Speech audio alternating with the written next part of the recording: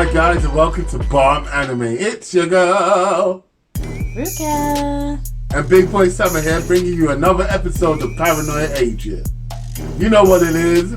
Let's get right into it. This episode consisted of a bunch of older women gossiping in the streets, and they were coming up with all the different shonen backstories that they had heard to each other.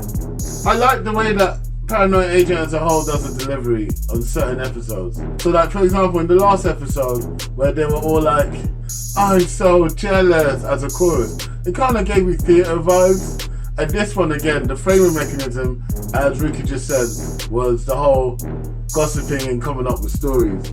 And then you had the whole archetypes in the group. The one who's a little bit insecure, who's trying to join the group, and the others who are just like giving them a hard time because they're a newbie, really. To me, it's felt more about Japanese culture and how you can be received as a foreigner. A lot of the times, you're always going to be seen as an outsider, no matter where you're from. If you are not Japanese, you are an outsider. And I felt like that was going throughout the whole episode. So while everyone's talking, she was constantly ostracized from the group. She was standing behind them. First, it started off as a little bit of ribbing.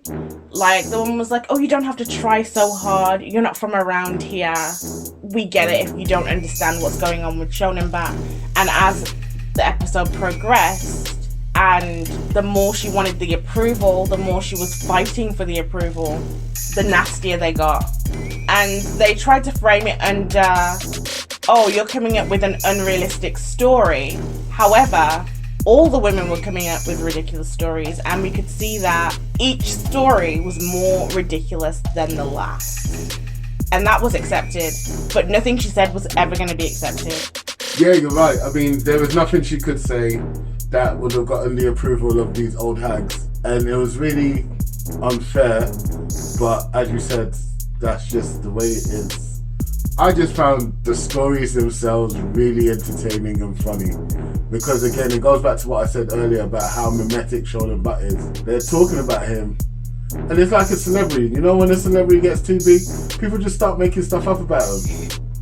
I feel like Shonen Bat is now a symbol more than anything else anymore. And the gossiping was quite disturbing because these people are making up stories around real events.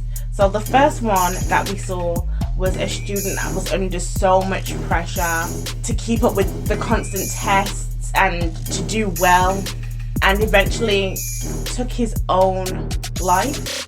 And they're here gossiping about it and making it into this fantasy. Oh, you're not going to tell anyone, are you? Oh, no, we're not going to tell anyone. It's not a theatre. This is someone's actual real life.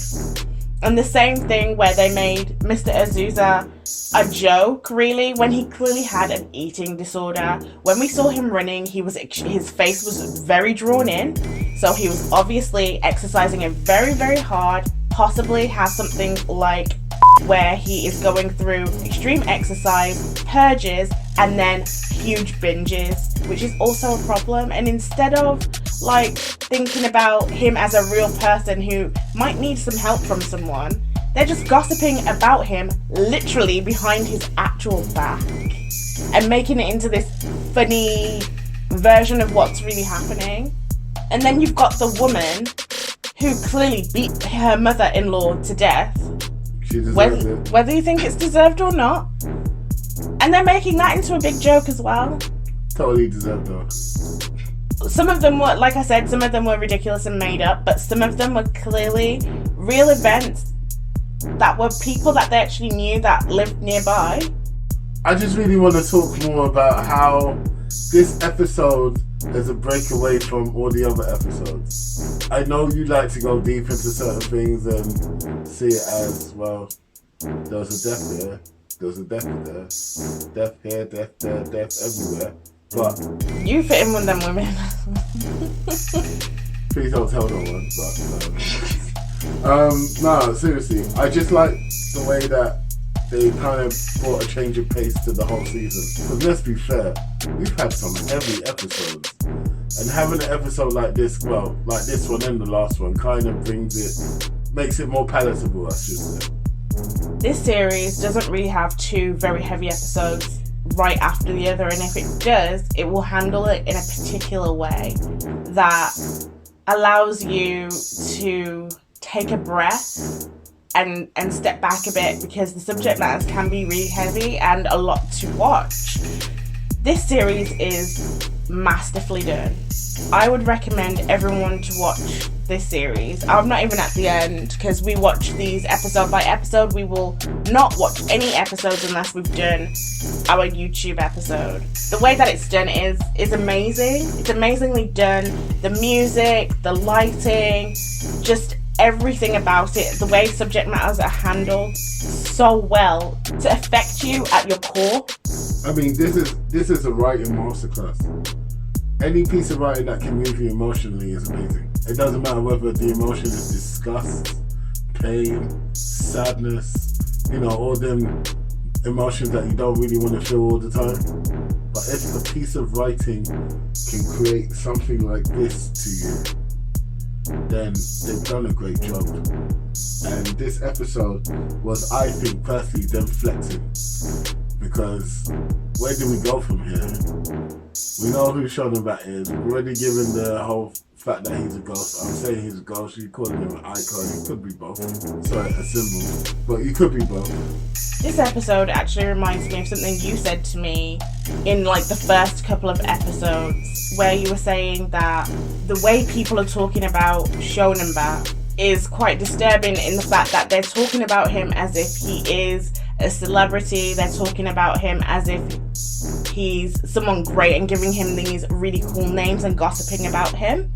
And we've come full circle again, even after he has passed. They're still keeping his memory alive, and it's like what we do with serial killers and stuff like that, where we just romanticize the whole thing, talk about them so much, make documentaries about them, and celebrate them ultimately.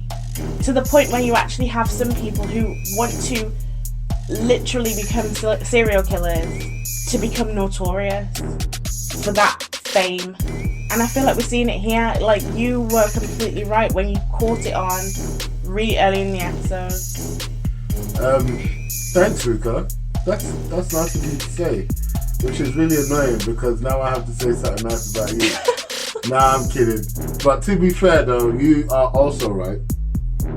So remember in the very, very first episode where you mentioned how nobody takes responsibility for anything? Yeah. This whole episode is that. They're floating around negativity and not taking no responsibility for it. Constantly talking about nonsense and be like, don't tell anyone, but you're telling 3 more people. This is true, trust me, when it's clearly BS. You're wrong, you're a liar, you're not saying nothing when you've just done the same thing, hypocrisy. It's just crazy. It's like, so where's the responsibility? So my guy has an eating disorder or something's wrong with him clearly.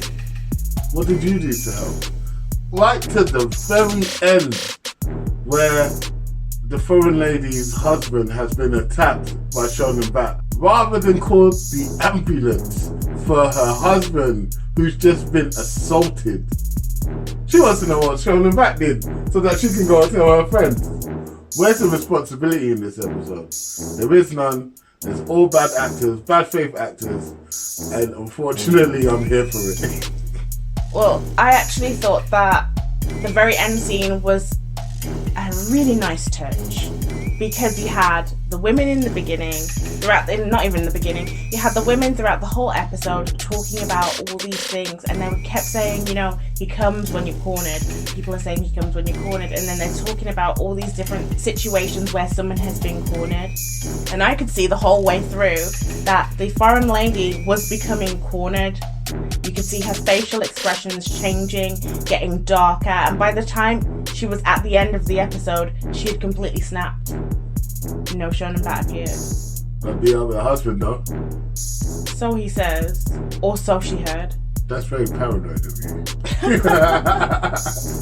Let us know what you guys think in the comments, and please like, subscribe, and share. Peace.